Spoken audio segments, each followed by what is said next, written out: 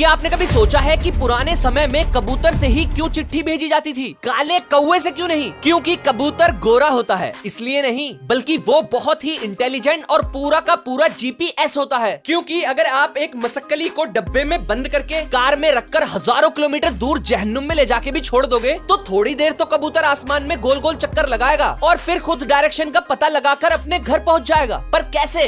इसका actual reason scientist भी नहीं जानते। बस उनका मानना है कि ये सूरज और अर्थ के मैग्नेटिक फील्ड से शायद अपने